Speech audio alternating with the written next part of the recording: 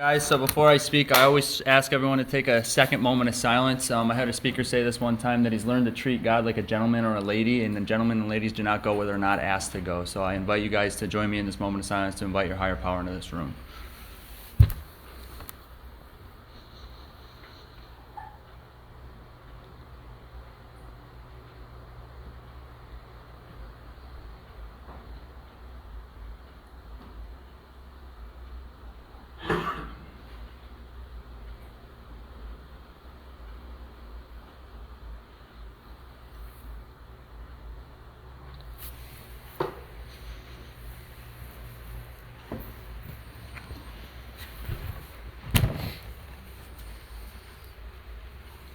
All right, my name is Blaine. I'm a heroin addict.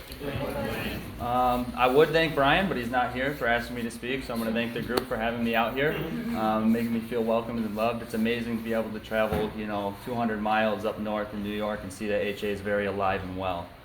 I'm from Rochester, New York. I have a sobriety date. It's April 27, 2017.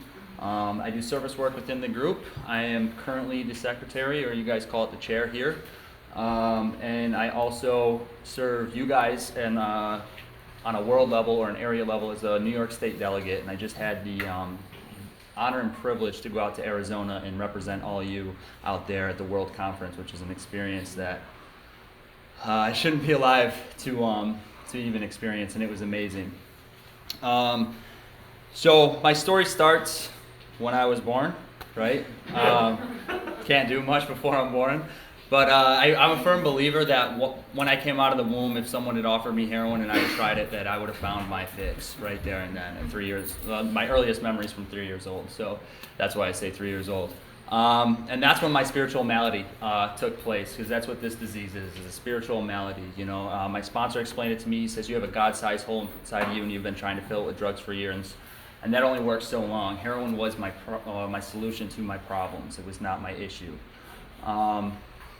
So at 3 years old, I was pretty in my head already. I like to say I had this committee 12, 13, maybe 15, maybe 100, who knows, in my head, telling me constantly that I'm not good enough, that I'm not going to make it, that I should probably kill myself, I'm unlovable, and everyone would be better off without me.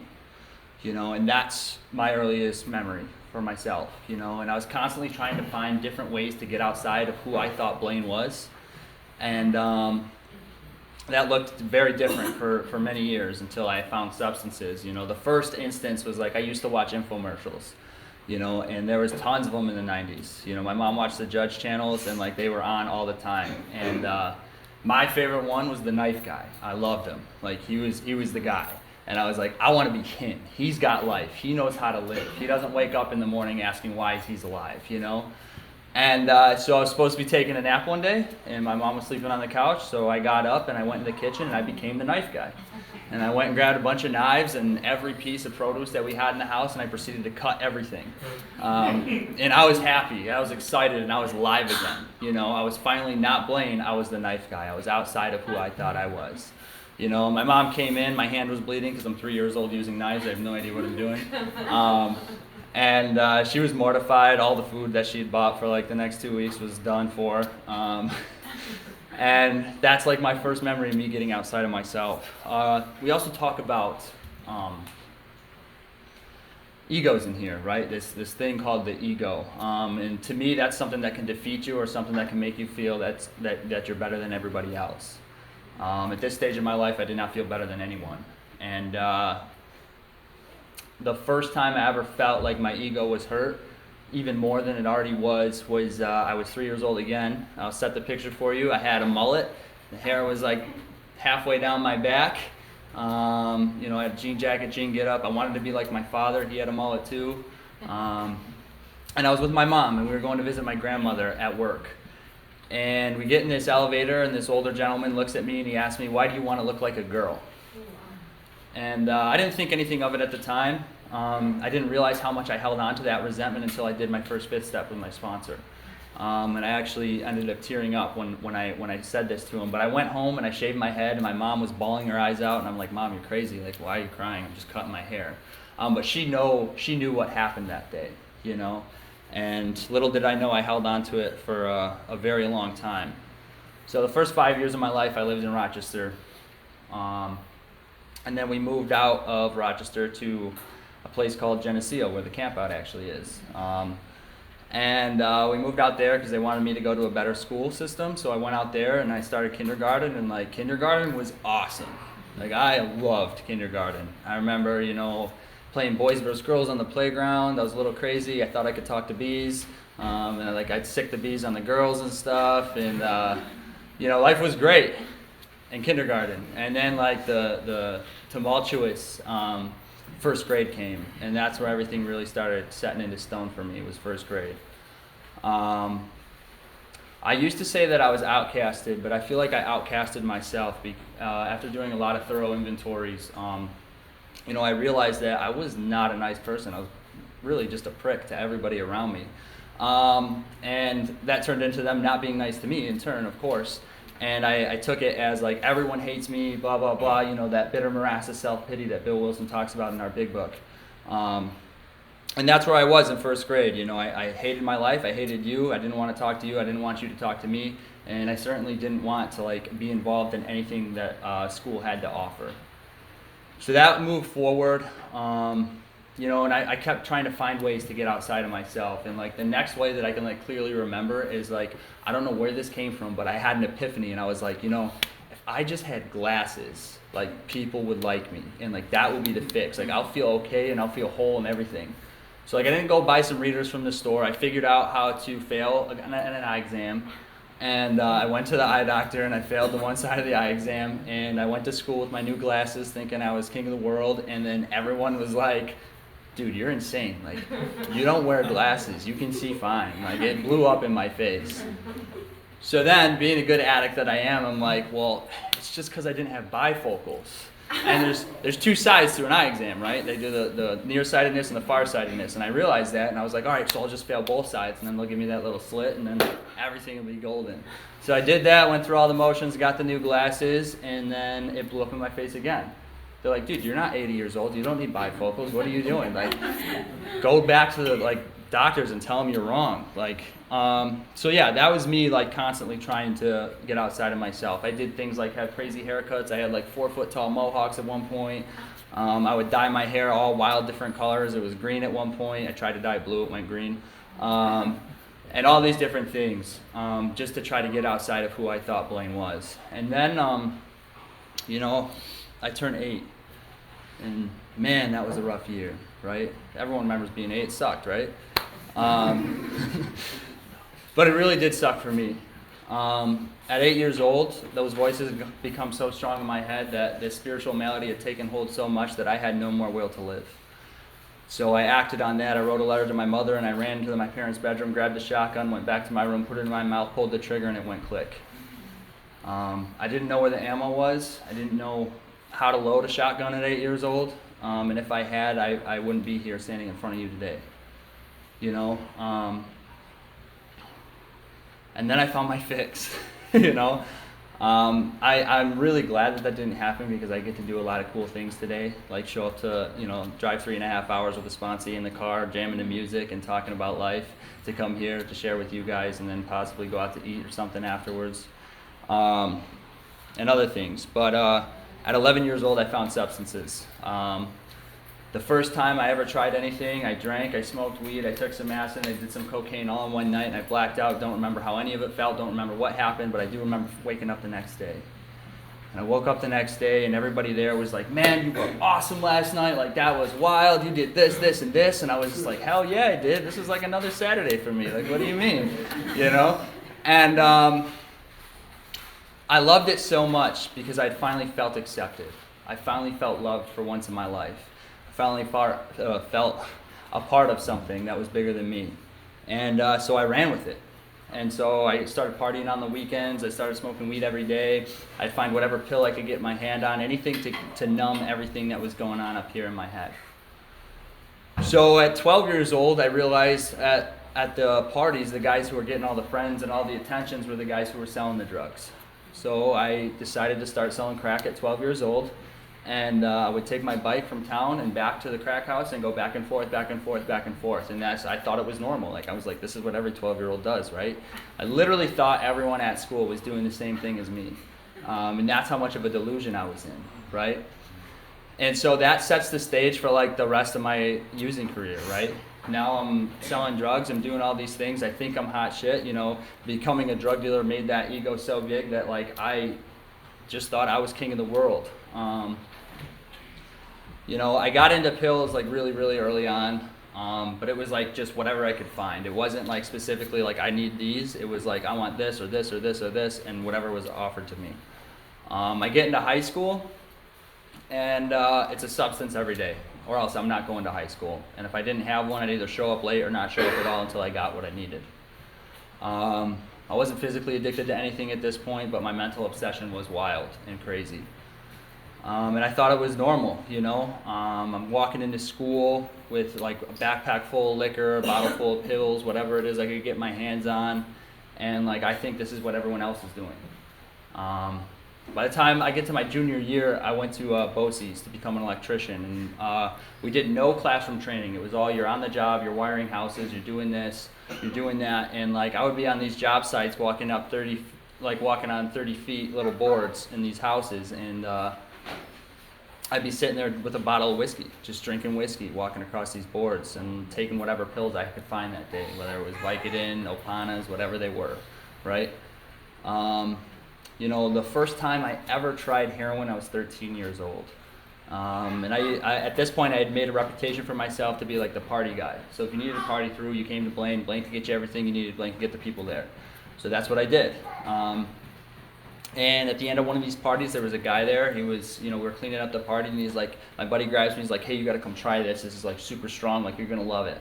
And like, I didn't even ask what it was. I did it, and then I asked what it was, and it was like, oh, it's heroin. And I was just like, oh, okay, cool.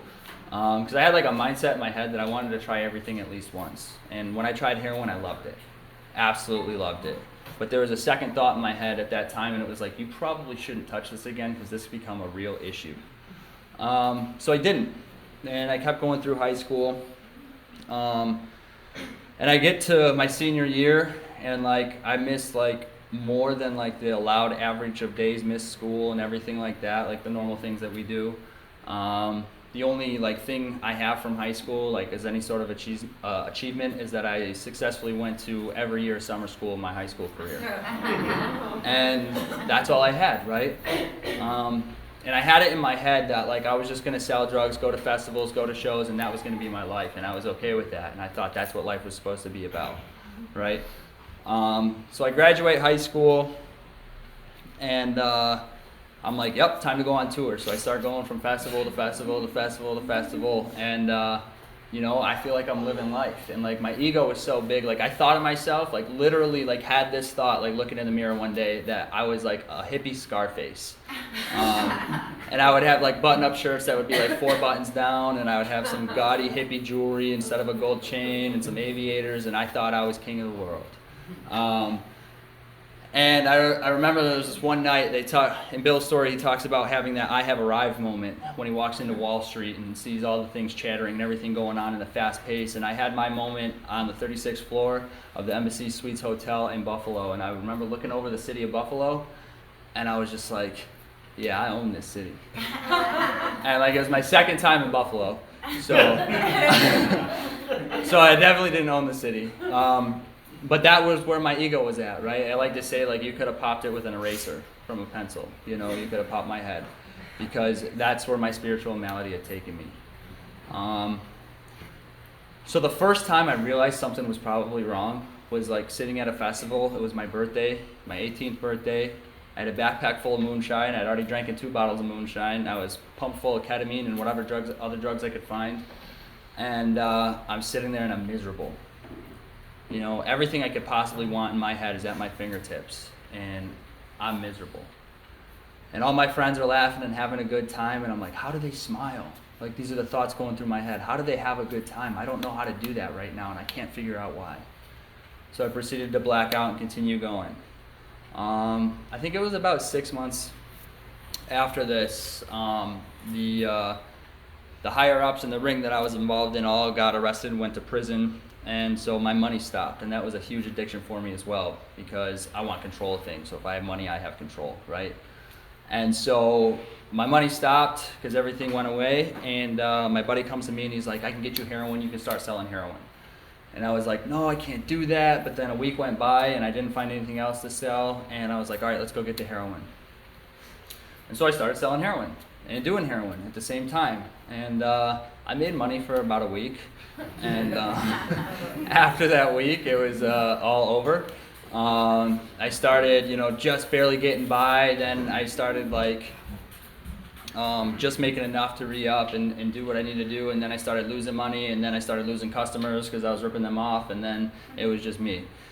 And at the end of this 6-month period, I had sold everything that I had bought, ever owned, and I was broken, and I had nothing left. And I'm sitting there, I'm talking with my girlfriend, and I'm like, listen, we'll get high one last time, we're gonna get needles, and we'll actually get high this time, because at this point we were snorting an 8-ball a day just to not be sick. And she's like, all right, yeah, that's a great idea. I was like, yeah, it totally is. We'll feel it one last time. It'll be good. So we did it. And I remember that feeling like it was yesterday, And I remember falling back on the bed. I felt like it. Anybody here seen Trainspotting? I feel like most of you have.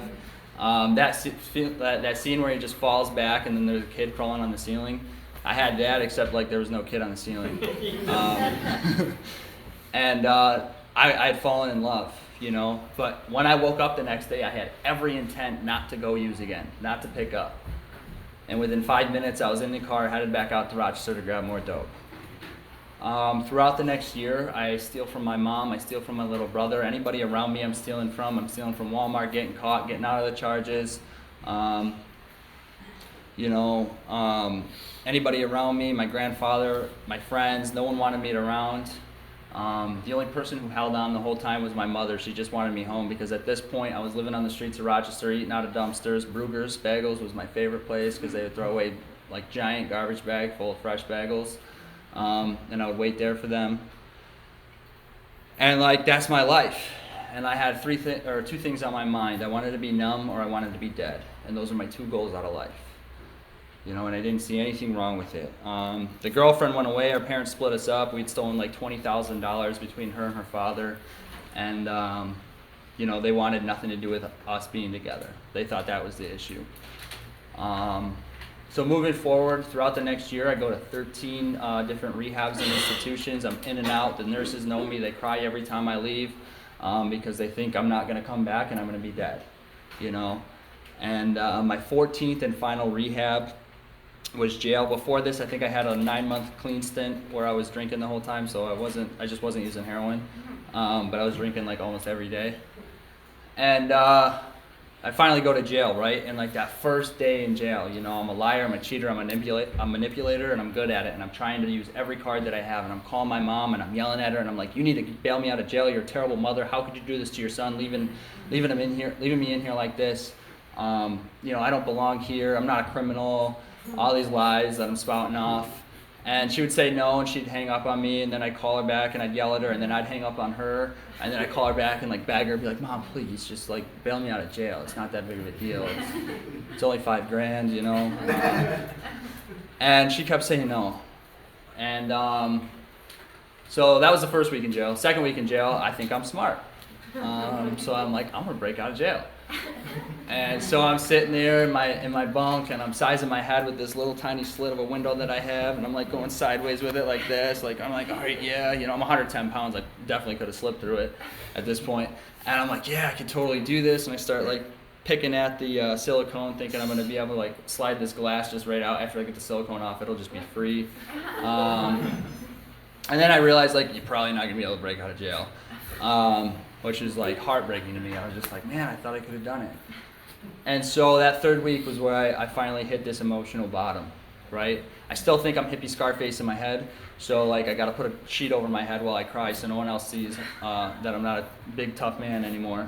And I'm sitting there and I'm bawling my eyes out, and I'm sitting there with a pen and I'm whittling away this pen on this wall, just rubbing it back and forth for 4 hours and sawing at my wrist, trying to kill myself. I was back in that 8-year-old skin, I know my solution had been taken away from me, and I had nowhere to turn. And at the end of that 4 hours, the only thing that stopped me was this little voice in the back of my head saying, you don't got to do this anymore. You don't have to live this life. And about a year prior to this whole year before this, I was in and out of the rooms at AA. There was no HA where I'm from at that time. And You know, I had a guy who I called my sponsor, but like if you don't call your sponsor and you don't take his suggestions, and then like you set up times to meet him, and then he shows up to pick you up and you're not there and you're in Rochester, he's probably not your sponsor, because I'm still living on my self-will at that point.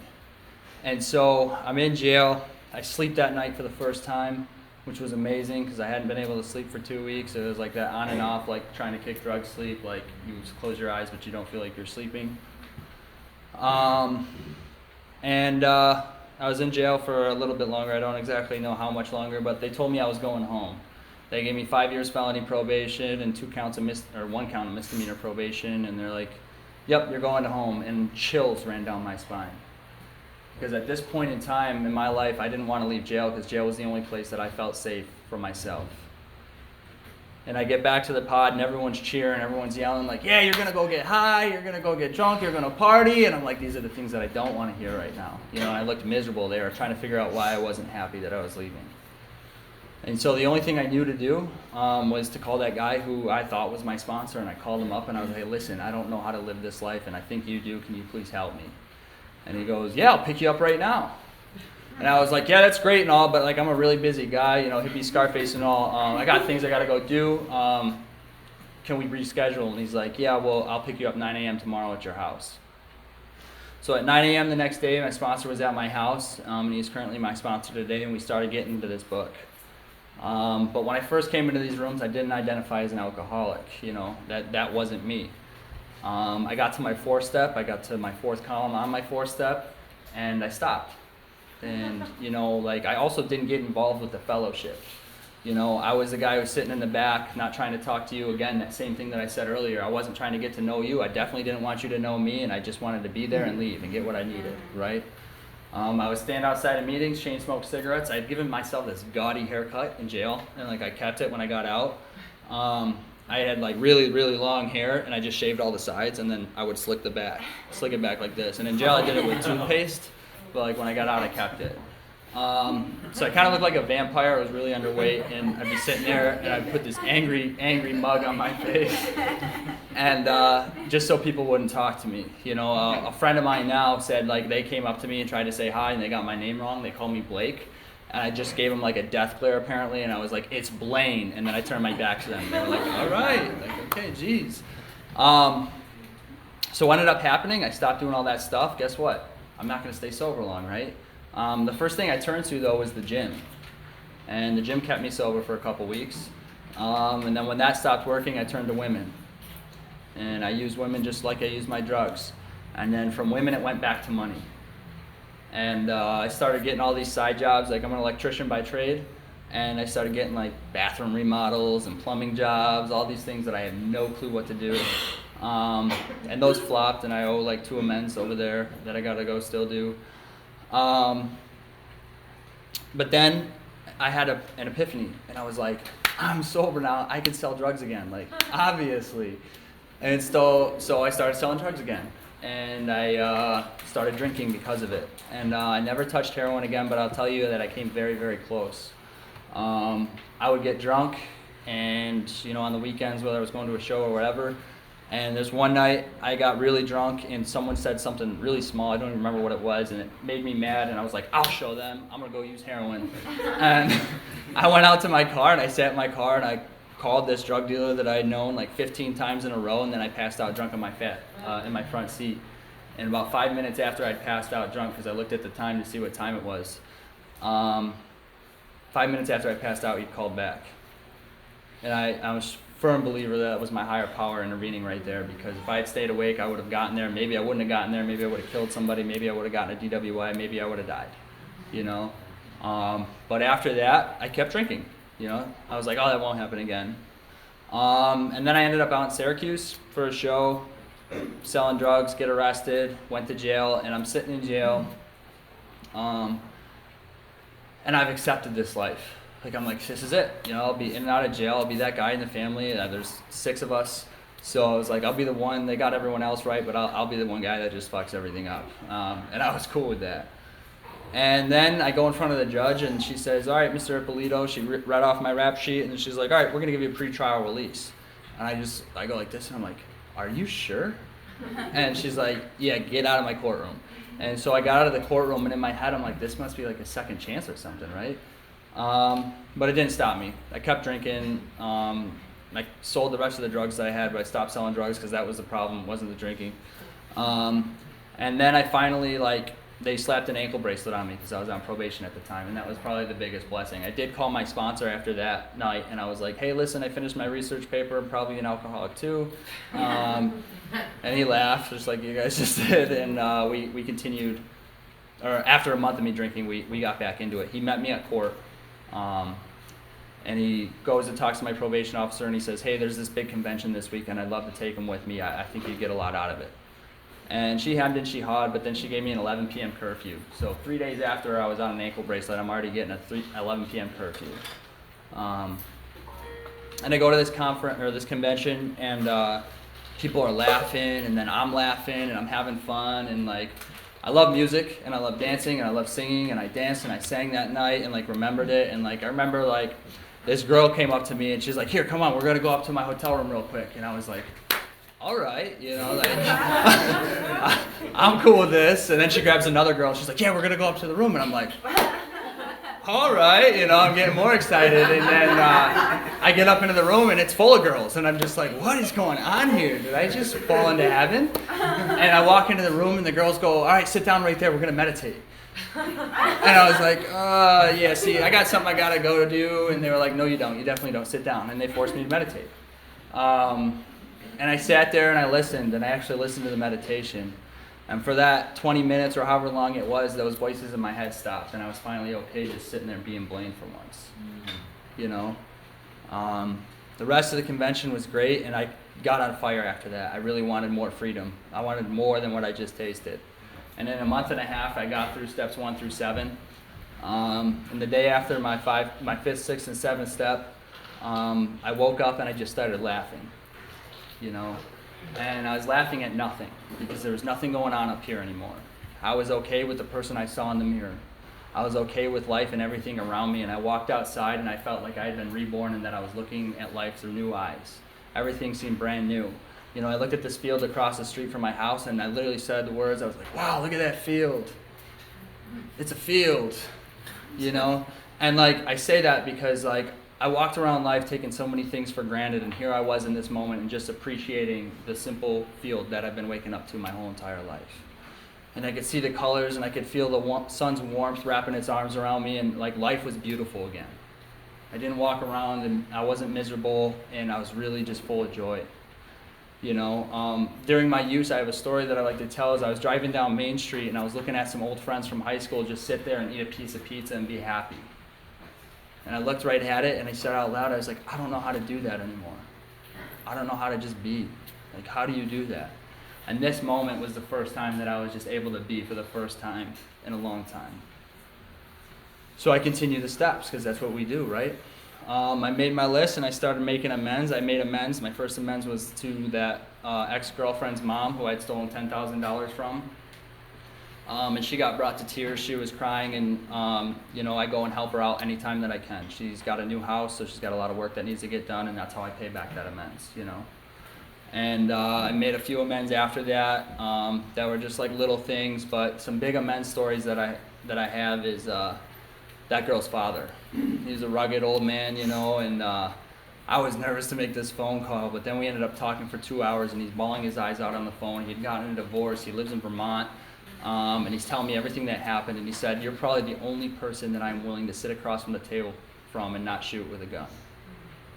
And I was like, all right, well, we're going to meet in public. And I went there, and I made the amends to this guy, and I told him everything that I'd done, and he said, no, you didn't miss a thing. And he's like, but I don't know how you could ever make amends to me. And he's a woodworker, and he'd just gotten a new house, and he didn't have a wood shop. And this is his passion, his lifelong passion. And I offered, I was like, hey, I can help you set up your wood shop. I can do all the electrical, everything. And he's like, I don't need the help. Financially, I'm okay. And I'm like, well, it's not like I'm trying to help you out financially. You already paid for this work. And he's like, yeah, that's true. And we got into it, and he got all excited. And then he stopped, and he goes, and you could come out, and even if the electrical work doesn't get done, that's cool. I just want to show you around Vermont, show you all these cool things. And this guy had moved out there with nobody. You know, his son wouldn't talk to him, his daughter wouldn't talk to him. You know, he talked to his ex-wife here and there, and he just wanted somebody to hang out with. So I went out there last October for 5 days. I stayed there. It was like staying at a resort. It was beautiful. He had a gorgeous house up on this hill with a river right behind it in the backyard. And we sat there and we talked for hours. I wired his whole garage. His wood shop's up and running. And the whole time he taught me so many lessons of like, slow down, you're killing yourself. I'd be trying to work 12-hour days. And he's like, no, you're going to work 6. And we're going to go take a look at this mountain and stuff like that. And I got a new friend because of this amends. And how powerful is that? That I harmed this guy, stole over $10,000 worth of irreplaceable antiques, famous paintings, cash, all these different things. And now he's a very good friend of mine. I talk to him at least once a month. I'm going out to see him this winter to stay with him at the house. He's going to teach me woodworking so he can keep it passing it on, and that's going to be amazing, you know. About a year into sobriety, I was pretty selfish again.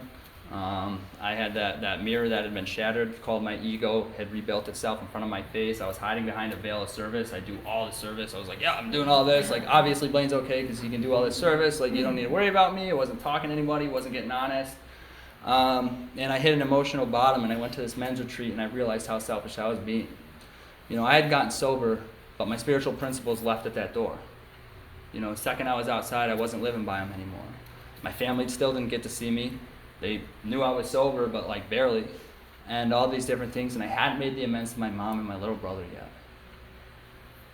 So I, you know, cried for 4 days at this retreat, and then I went home, and like that was the top of my list: make the amends to your brother, make the amends to your mom. And my little brother, when I first got sober, I threw these bonfires, these sober bonfires, and he'd ask me, "Hey, can I come out to the fire?" And I was like, "Yeah, of course. Why wouldn't you be able to?" And he's like, "Well, back when you were still like drinking or whatever you were doing,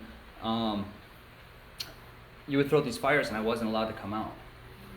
And he's like, "I'm just so excited." He was like shaking. He's like, "Yeah, we're gonna go out to the fire, you know." And he's like, you're not like that anymore though. He said, "You used to come home and you'd sit on the couch and I'd ask you to watch a TV show with me and you weren't doing anything, but you'd say no and then just proceed to sit there and fall asleep over and over and over again." You know, so I go and make this amends to him. I call him. You're not supposed to ambush on amends. I call him a week ahead of time. I say, "This is what I'm doing. This is what this is your part of it. You get to make a list of whatever. And if I miss anything on that list, you get to bring it up to me. And this is your time." So I make the amends. I go through my list, and he says, "No, you didn't miss anything. But the biggest thing you ever did to me was not spend time with me." He's 13 years. Actually, he just turned 14. But at the time, he was 13 years old. And going about this amends, the first part of the amends is like one time I bet him like $50 that he wouldn't eat a whole spoonful of minced garlic, and then I didn't pay him the $50. So the first thing I did was gave him that $50. He's like, "You don't need to give me that." I'm like, "Yeah, dude, it's your $50, dude. Like, you ate that spoonful and swallowed it and definitely didn't puke, so you earned it." But the second part was like I set up a time every month, whether it's a weekend, whether it's a day, where it's his day, and we just go do whatever he wants to do. And the first time it was the men's. Every time after that is me taking these principles out into my life and just showing up and being a good brother. But that first time, I went out there and I was like all excited. I'm like, "Hey man, like what do you want to do?" And he's like, "I want to play Xbox." And I was like, "You sure, dude? Like I got a bank account with money in it. Like we can go do whatever you want." And he's just like, "No, let's just play some Xbox." So I sit there, start playing Xbox with him, right? And he starts complaining, you know, he's like, "Man, it would just be so much better. I missed this Halloween event on Call of Duty, and like I would have gotten this Grim Reaper skin, and it would just be so much better." And then he stopped. And he said, "No." And he looked right over at me and he said, "I'm just really glad that you're actually here and that we get to do this. I've been looking forward to this all week, and I really hope that we get to do this again." He's my 13-year-old little brother. I know me at 13 years old did not want to spend any time with anybody but me. You know, and then the amends to my mom came. And this was the longest amends I've ever made. It took like 2.5 hours. And I'm sitting there across the table from her, and I go through this list, and I gave her 2 weeks because I knew I did a lot to her. And I go through my list, and I'm like, "These are all the things I did." And she says, "You didn't miss a thing, but I want to go through something with you," exactly what I was going through. Now, when I first got sober, I had this spiritual high horse, and I would tell my mom that she needed a better relationship with her higher power, that she needed to go to Al-Anon, and she needed to get free. And that's not what you do. And she sat there, and she explained to me what it was like for her. She said, I knew something was going on, but I knew that I didn't know the answer, and God was the only one that did. So I would sit outside your room, and I would hold my hands up to your room, and I would just say your name and let God finish the prayer, because I had no idea what you needed. Then she goes, every time you call me, I was powerless over giving you money. Every time I would just have to say yes. And I would make it work. And I would pray and pray and pray about it until one day I was so fed up with everything that was going on. I got on my knees and I said, God, if you need to take him home, please take him, because I cannot do this anymore. And it was the next day that I got arrested.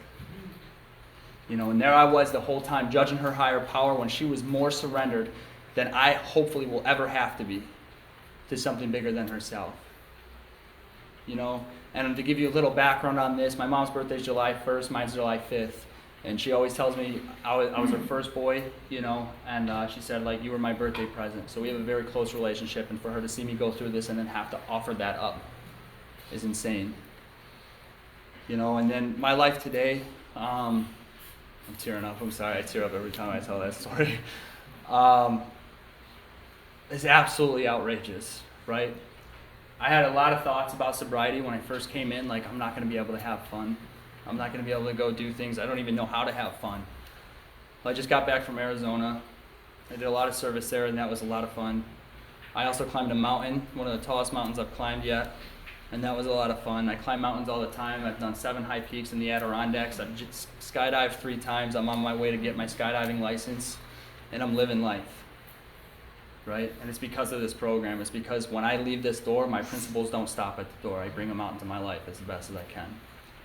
I have an amazing career, and really, really blessed in that. I got caught stealing from an employer and had to go in front of a whole board, and they kept me on after that,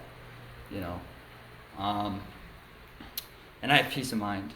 I don't wake up, I don't have to worry about using every day.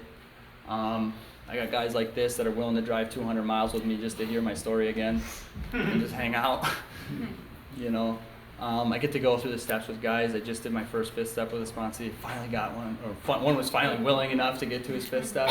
And that was a really powerful experience, and the light's coming on in his eyes, and he's on fire for this thing. And I got another one who's coming up to his 5th step, and he's starting to get on fire. I went from this selfish, self-centered, completely self-seeking person to this person that, when I see a car pulled over on the side of the road, I want to stop and give him my AAA card and be like, here, get your car out of here, This fellowship is really near and dear to my heart, and it's grown a lot. I've been a part of HA in Rochester since the beginning of it, since the first meeting, and I've seen it explode into 7 meetings. We have a district meeting, we have H&I, we go into every rehab that's in our area. We have a New York State area now. That's how I know a lot of you guys. Actually, I think I only know 2 people in this room. But and I get to go out and I get to live life because of this. And I'm not a shitty person. People want me around. I got invited to like a couple weddings this year, like friends that I haven't even talked to in years, and they're like, yeah, we'd love to have you there, and I was like, what? I was like, are you sure you're talking to the right person, I got the opportunity to throw my mom and my dad on separate occasions their 50th birthday parties, and we surprised them both, and they both went into tears, And on a daily basis, I'm on my knees thanking God, and I'm thanking this program, and I have so much love for all of you. And if you're here right now and you get anything out of this, is to get in the middle of this program. I can't stress that enough. Don't be the guy with the slick back hair looking like a vampire, not wanting to talk to anybody, because that's not how you're going to stay. You stay by getting involved. You stay by coming in and making friends and joining these committees and doing these service positions that you may not feel qualified to do. But someone told me a long time ago that God does not call on the qualified, he qualifies the called. I was the H&I chair for my district at 6 months sober. I had no clue what I was doing. And I think that's all I got.